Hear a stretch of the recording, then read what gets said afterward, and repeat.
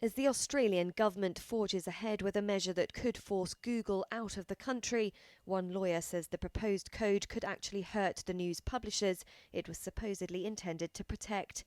Australia's high-profile legal standoff with the tech giant stems from a proposed measure that would force Google and Facebook to pay news companies to use their content, which drives web traffic to their platforms.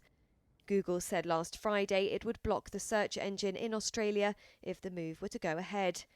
But Australian lawyer Hannah Marshall says it's not just the idea of paying news companies that's got Google all riled up. It's the part of the definition which says that they must pay to link to the news content, which is really causing all the problems at the moment.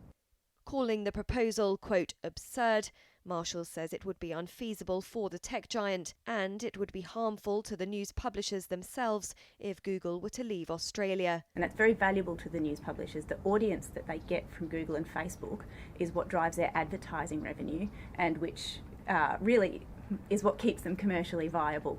And so without that, they're very much at a loss. News publishers in Australia are reported to get upwards of 50% of their audience via Google and Facebook. And so that's why it's so important to them to maintain access to that audience. Google is now reviving plans to launch its own news website in Australia, according to a local media outlet contracted to provide content for the site. A Google spokesman declined to comment on the reported plans. On Thursday, Australia also announced it may soon let internet users choose what data they give to Google and other big tech companies.